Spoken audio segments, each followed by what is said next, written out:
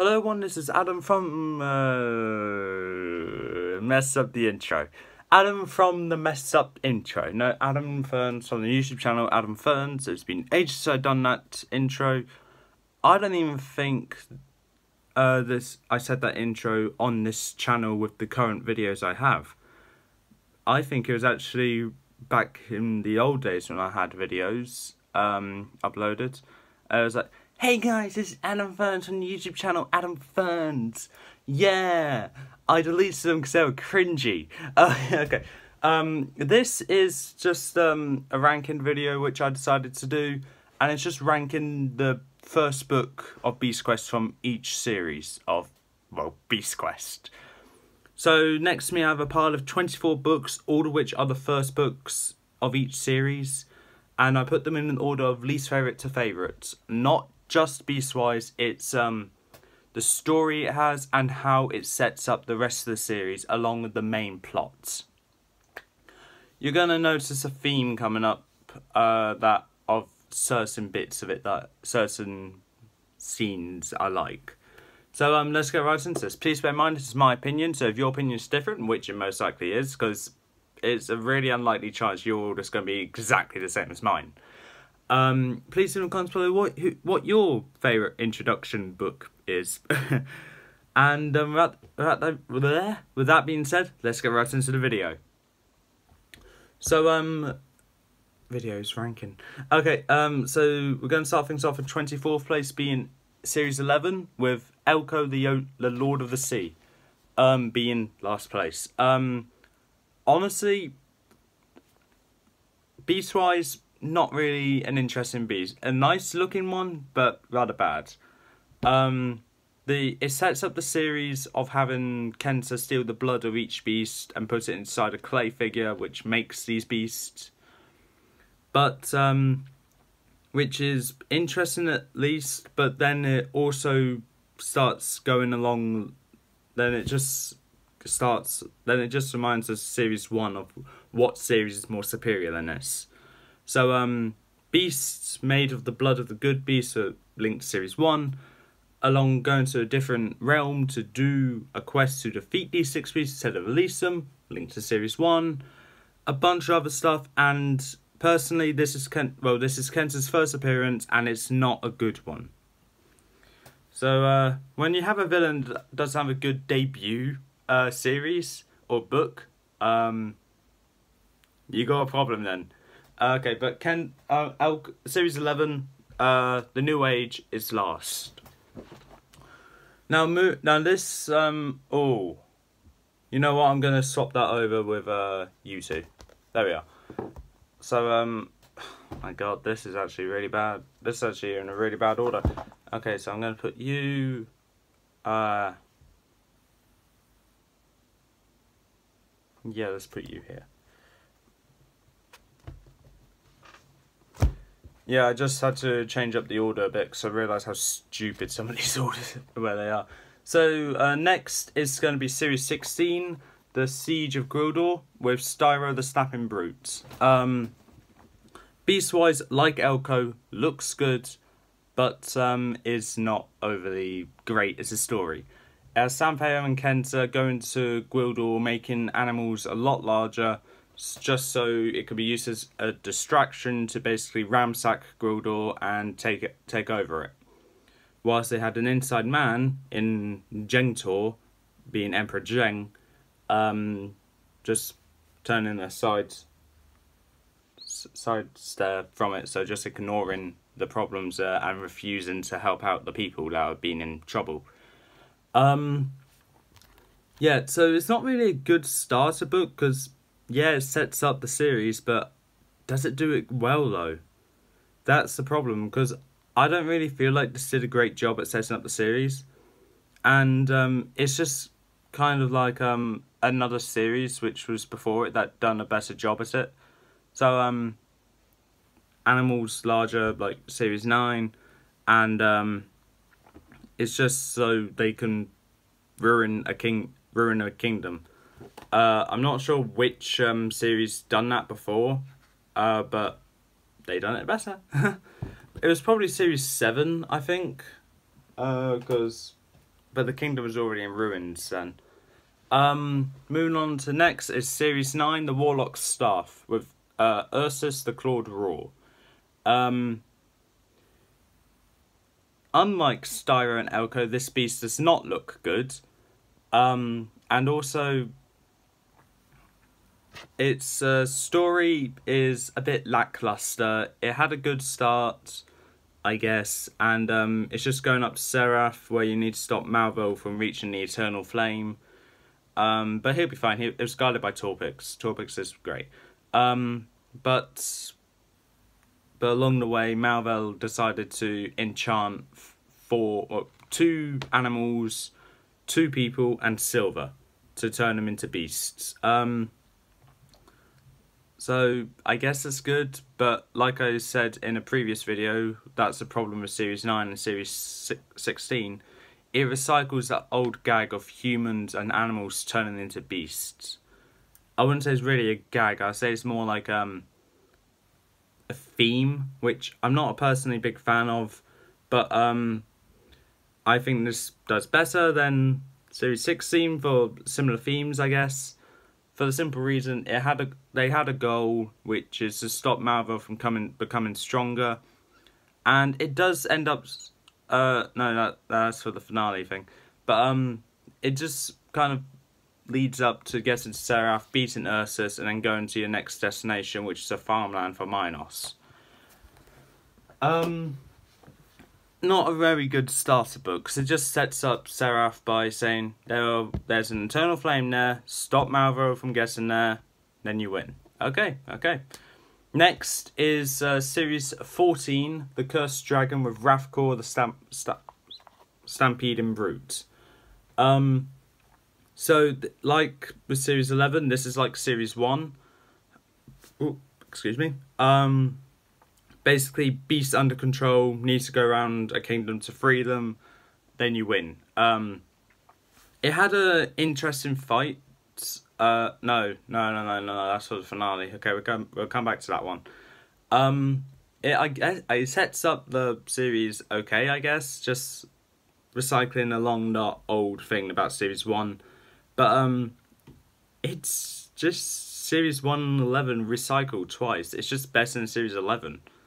Nothing much else to say about this, because there's nothing else to say.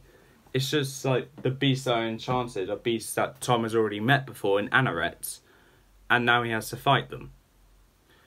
So next we have Torgor, the Minotaur, so Series 3, The Dark Realm.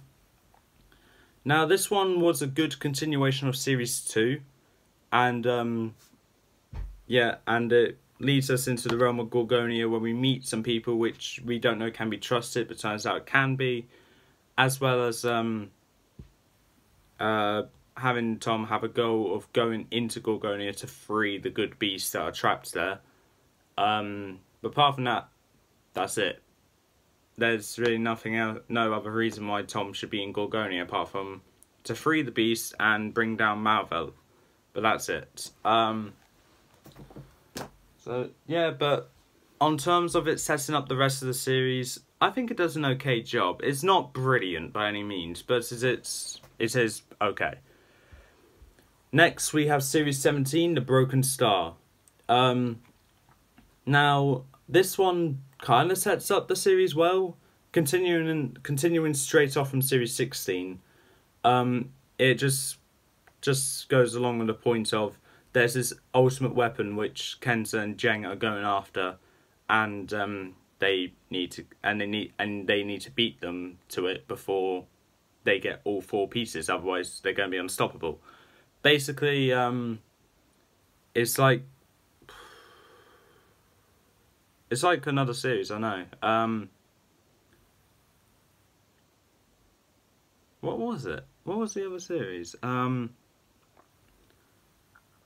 I guess, like, technically like Series 2, to claim an item to prevent the bad people from getting it. But unlike that, Series 2 actually had, like, a scavenger hunt for it. But, yeah. Griff, I mean, there's a good beast, but, can't really get to the point here. But the, actual, story to it is okay, but I don't think the starting book actually made it intrigued. Because I said this in my Beast View. When I got around halfway through, I started losing interest in it because I don't like the design of Thoron and Okko, and with my favourite of those 4 beasts already been done, what's there to look forward to? Series 18? Oh, that was a home run, wasn't it? No, it wasn't. Series 19 was where I was at. Moving on, next is Series 8, The Pirate King. Now this is Sanpeio's debut, but I'm tempted to say it was worth it. It was a good debut for Sanpeio.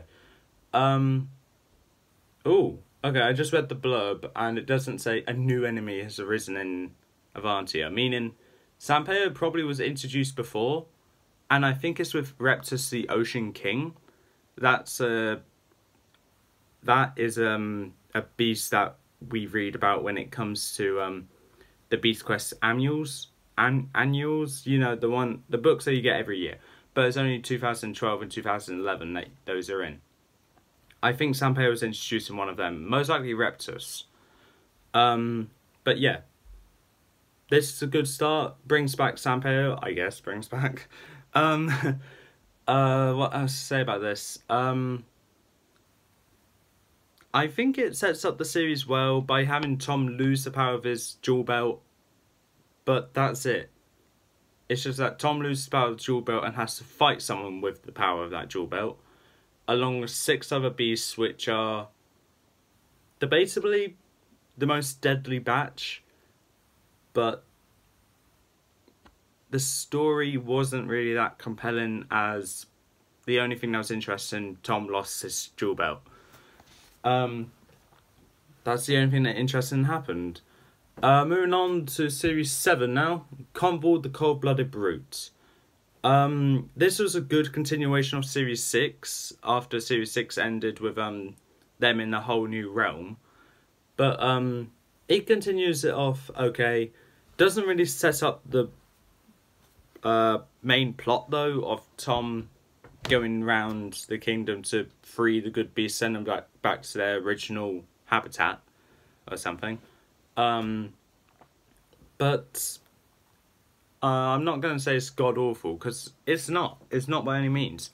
It kills off the apprentice wizard, and eventually when we get down to the end, I really should be saying this in the finale ranking. When we get to the finale, it has a good fight, and Freya and Silver get left behind here. Hence a Series 8 plot, because the Tree of Life, Tree of Being can bring back those people. Well, bring back Freya and Silver. But anyway, Convolt, the start, okay, I guess. And it just continues on the series, which is good. It has a few stops here and there, especially with Hellion. But other than that, it's alright. It's an alright start. Nothing too bad. It also shows the rising of a new Master of the Beasts, which is Dalaton, I think it is. Next is Series 20, the Isle of Ghosts. Now, personally, I've never been a big fan of this series, but I do need to say that the start was mediocre, because the story, okay, you need to go to the Isle of Ghosts to stop something bad about to happen, even though you were forbidden to go there, so, okay, breaking the rules, good start, I guess.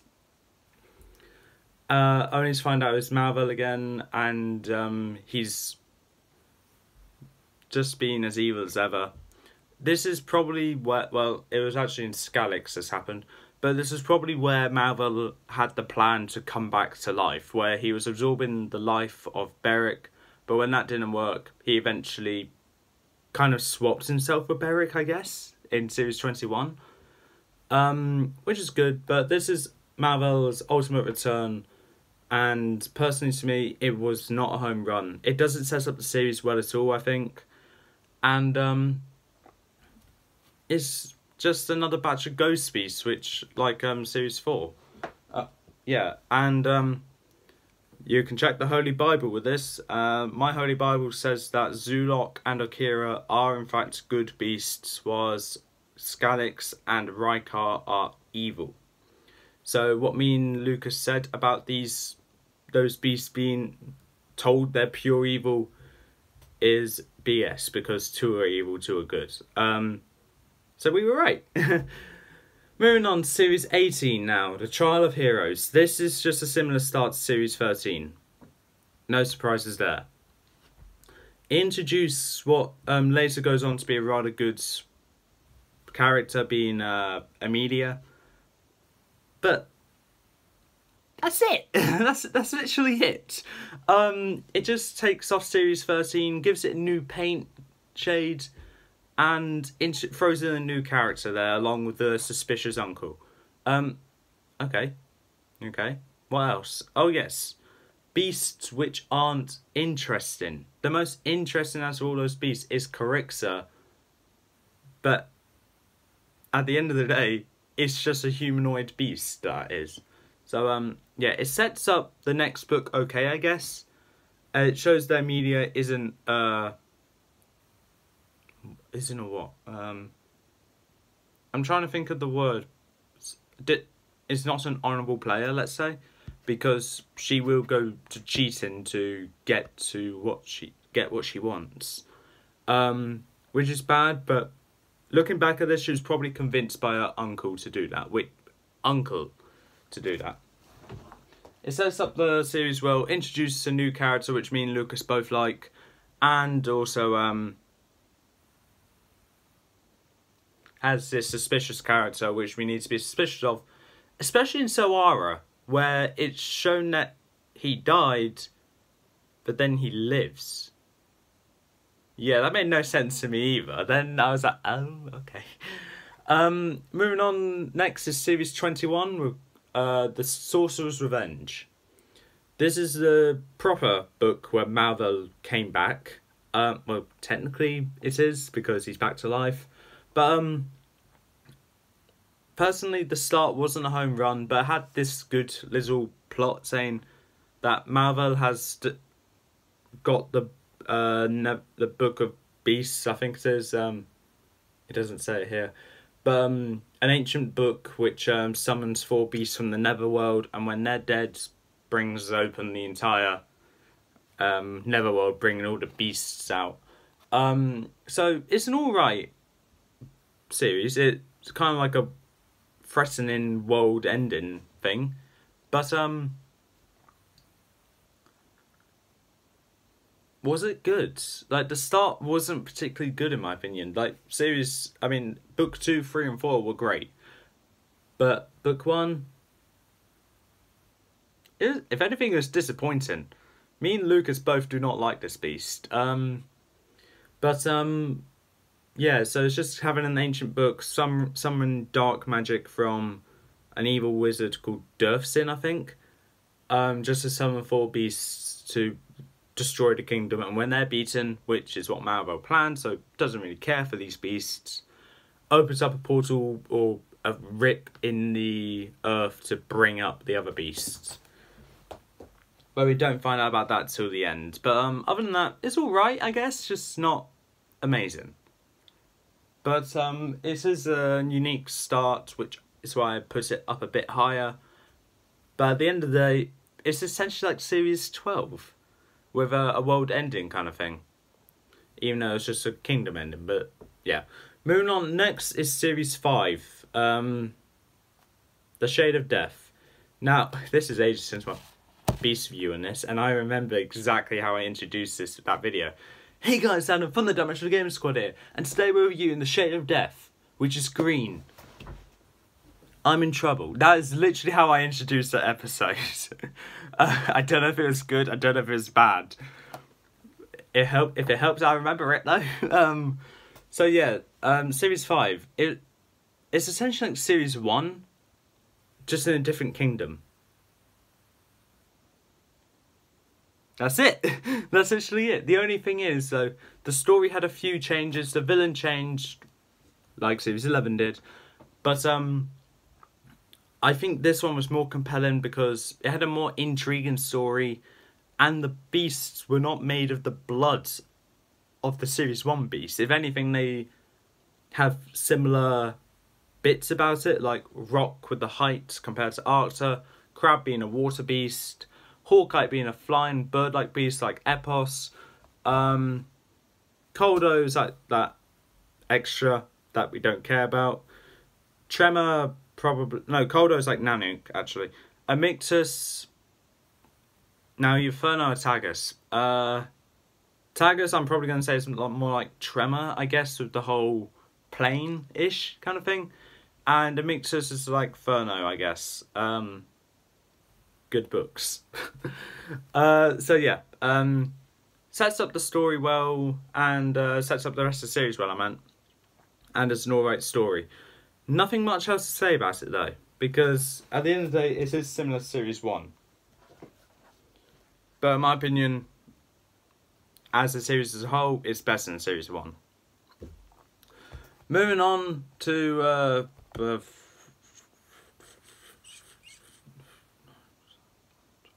Now we're halfway through the list, and 12th place is Series 19, The Kingdom of Dragons. Now, this one I actually had trouble trying to pinpoint where I should put it, because it's not amazing, but it's not bad. It's more like a mediocre start. It's a unique start with a whole different kind of thing. But really looking into it, this is similar to Series 1. We're going to a new kingdom, making other beasts, making the dragons yield, and then they win. That's it. It's just to stop Jezreel getting into the Well of Power, but that's it. Nothing much, not really much of a reason for them to go there, apart from just to stop Jezreel, but that's it. Go there, I mean, for Tom and Aline to go to Draconia. But yeah. Moving on, we have Series 6. Now this is more like a scavenger hunt thing, like Series 2 is. And this one's searching for the medicine or the potion ingredients to cure Freya from the evil side, I guess. So it starts out alright, I guess. Like, the story is good, but the beast-wise, it kind of lacks. Like, none of the beasts look interesting up to Merc, Terra, and Vespic.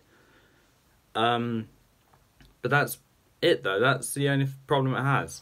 Like, the story is rather solid. Not the best, but not the worst by any means. And it just sets up the rest of the series well, what Komodo does, which is good. Some of the beasts have rather bad deaths towards the start, like Muro bleeding out because of his tail being sliced off, Komodo virtually killing himself after his tail got sliced off, Fang drowning. You get the picture. But that's it. There's nothing really bad about these beasts, just that they don't really look appealing. But it sets up the rest of the series good, which is what Komodo does, which is good. And is actually one of the few quests which I think Tom would do again any day. He'd probably do all of these again any day, just except probably the Trial of Heroes and the Warriors Road kind of thing, because it's just to prove his worthiness, I guess. Well, one of them was, anyway. Next, we have Nixa the Deathbringer, which is Series 4, The Amulets of Avantia. This one was, like with Series 6, bringing back the mother. This one's bringing back the father. This one was the original, though, bringing back a relative kind of thing.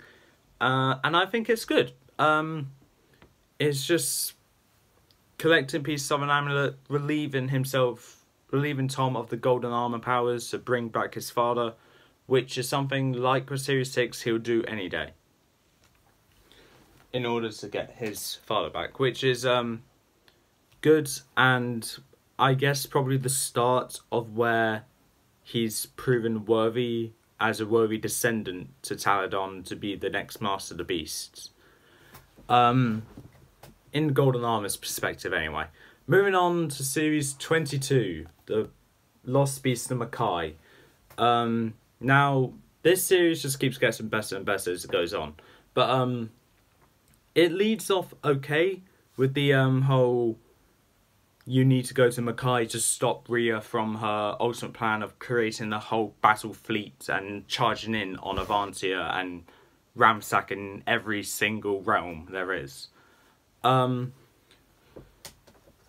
it does a good job of that with that, and all beasts having their particular jobs is also interesting. But that's it. That's all it has going for it. The beasts look interesting. It sets up the next beast good.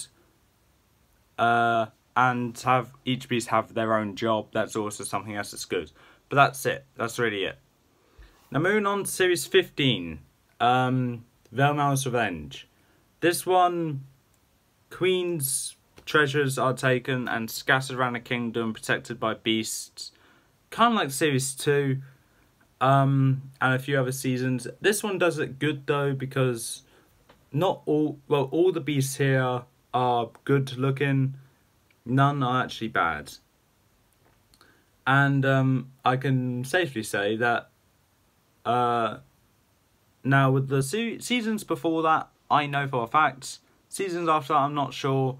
But because I was in Lanzarote when I read this book, it's been a year since I read it. Because I uploaded the Series 9 Beast Review after I went to Lanzarote. So, I believe I said something about me having sunburn that day then. So, yeah, that's whereabouts I was when I got to Series 9. But yeah, it sets up the series well, and has this kind of foil to Tom being Prince Rotu. But other than that, that's it. So, and being similar to Series 1, Series 2, I guess is okay. Speaking of the Devil is Series 2.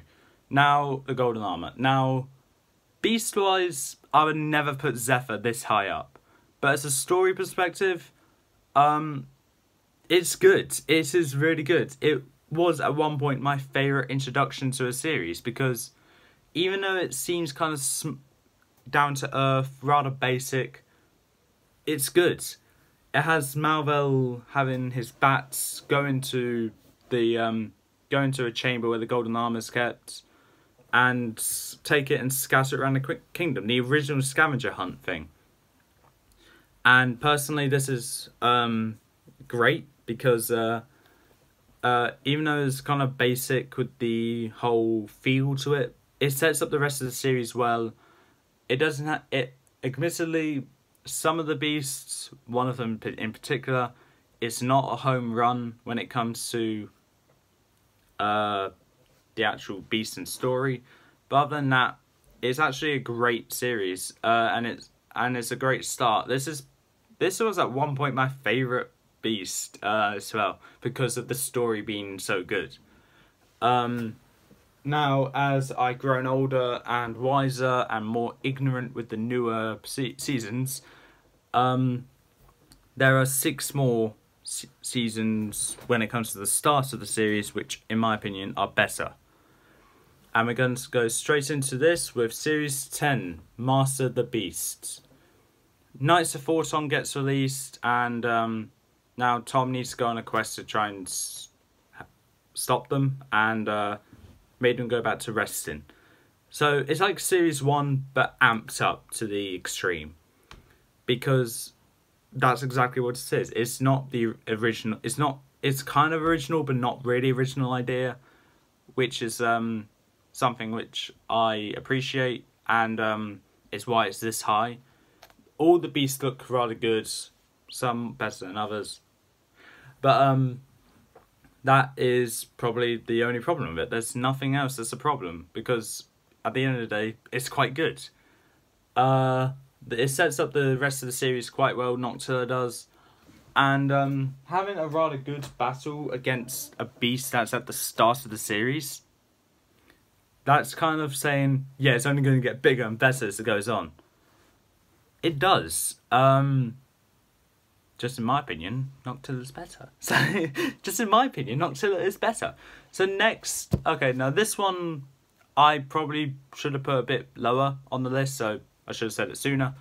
But I decided to put it up this high because it is a unique start with kind of like a Series 1 feel, but it's to discover the truth. Series 23. Now, the unique start is the king's brother comes back to Avantia, claims his title as king on the throne, kind of humiliates Captain Harkman, burns Tom's golden armor, I think takes away his jewel belt, and takes away the shield tokens as well, and then Tom and Alina go through a portal to get to the Wildlands, where they go to discover the truth about Angelo. Yeah, I just remembered his name. Angelo. Okay, yeah, and it has some good beasts. Some are kind of rip-offs from previous Beast Terror. And others don't really look that appealing, whilst others look a lot better than their rip-off. I'm talking about Crotax with Tusk, but still. This is biased. But other than that, it's a good start, and I believe it's in the second book where we find out Angelo is actually dead, so who's that at the castle? Now, I should really say this for the finale, and I'm going to say it in the finale anyway, but I'm going to say it now as well. Me and Lucas, we did not know that, it did not occur to us that Zircon the shapeshifter was King Angelo, because for some reason it didn't really click in our minds until we got to that book, read the title, and like, oh, oh, okay. It's a good story, kind of threw us a bit of a curveball there with whole Angelo being alive kind of thing, which is something which I appreciate. And that's it. Moving on to 4th place, we have Series 13, The Warrior's Road. Now this one leads off with Adaro at trial for using the lightning path with Series 12, you know, that jazz. The judge was kind of a prick, to be honest, because he stripped Tom of his golden armor powers, his jewel belt, probably not his shield tokens, I don't think so anyway, and sends him onto this path which he needs to follow called the Warrior's Road, where he needs to defeat 6 of the most evil beasts out of all the beasts. If Tom wins, then nothing, he just gets his powers back. But if he loses, he's dead, so that's it. But that's pretty much it. The start of the series is unique, and kind of goes on a similar formula as Series 1, going around an area to beat beasts, but the areas are in different locations where you go through a portal to get to each one, which is good. But that's it. It's a great start because Adaro is at trial, and we first learn about the Circle of Wizards with all that, and a bunch of other stuff, which is rather interesting actually.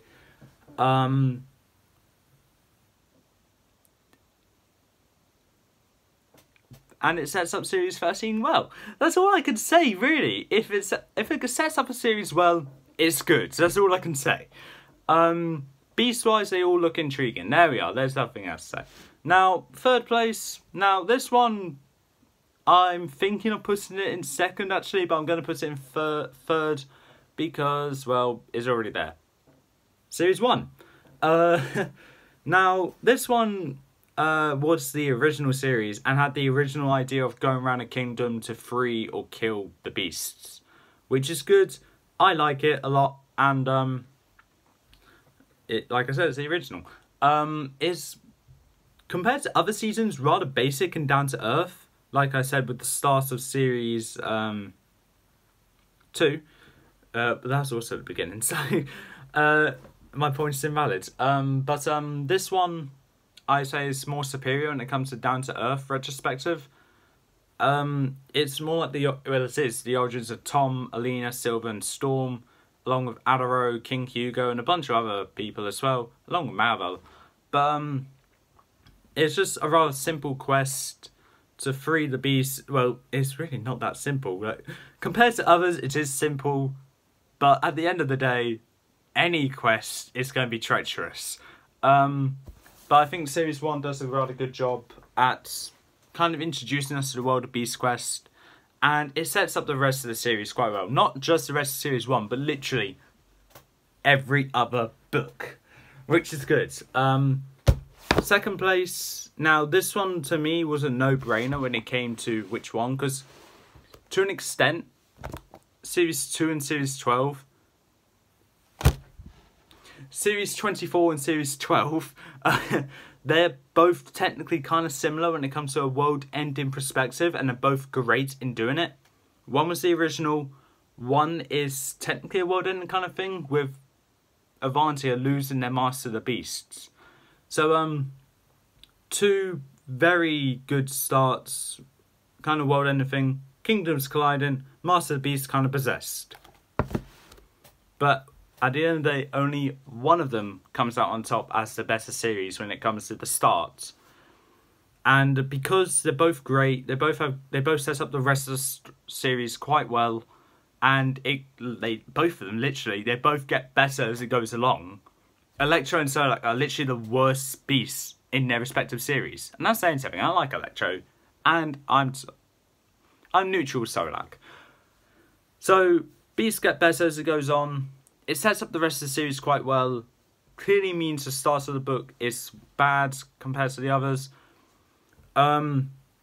Kingdoms colliding, Master of the Beasts possessed. Second place is Series 24. Blood of the Beast. Now, to me, it was a no-brainer when it came to picking which one would be second place, considering they're both kind of original. I went for the more catastrophic one. Yes, losing your Master of the Beast is going to be a big problem, especially if a beast gets possessed then, which I hope to see in a future. I hope to see in a future book, where or a future series where, let's say, Gwildor's Mistress of the Beast, which I believe is still Freya, because I think Amelia's Mistress of the Beast of a different realm. That's linking back to Lucas's review on Varric. I think it's a different kingdom. But yeah, let's say Freya gets possessed again, and she's suddenly working for the bad person. Then Tom and Alina go to a different realm, well, to free the to try and free Freya, while also beating some beasts. But also it's a side story, so this can be in the future series after that one. Amelia's transported to Gwildor to take care of beasts that have just been created to wreak havoc whilst the Mistress of the Beast is gone. It sounds good, and that means those two books to be linked. I'm kind of upset it didn't happen here, because then Freya could have came from Gwildor to do the job there. So that's what Series 25 could have been about. But from what I've heard, no, Prince Rotor was to get kidnapped. God, he's so useless. But yeah, catastrophic start with Master of the Beast being gone, which could cause the end of Avantia with the whole, where's our protector? It's like I can't really compare it to anything. Batman taking the day off and then everyone goes wild, I guess. I don't know. But yeah, Series 24, great book. It starts off the series well and kind of leads us to want to read the rest of the series. I read this whole series within a week. So yeah, it's good. It's really good. It is so good. It ended up being my favourite series. Looking back, that may change. No. But now let's go to the proper winner. Series 12. The one time Series 12 actually wins something. And that's been the best start to a series. The kingdoms are colliding, causing what could be a complete end to life as we know it. And Tom needs to go along the lightning path to defeat the lightning beasts in order to prevent the kingdoms from colliding. It's a story that leads off with chaos at the absolute start, which is something which I like, and was the original world-ending kind of theme going along. Was it good? Yeah, it's good. It gets better as it goes along, as I said, and it's more catastrophic compared to Series 24. But after all, that's only my opinion. 40 minutes this was. Anyway, that's all for this ranking. If you like what you saw or heard, leave a like, leave a comment, don't forget to subscribe. Series 12 has the best intro to a series in my opinion. What's your favourite? Leave it in the comments below or make your own video on it by all means. The ranking the finales will not be done today as it might take just as long. B, I got work at 12 o'clock and I do not know what time it is now. I lost track of time. It's probably around 9 maybe. So even though I would have enough time to do it, I need time to actually get ready. Like, I can't go work in a McDonald's like without makeup on my face. Jeez. Anyway, peace out.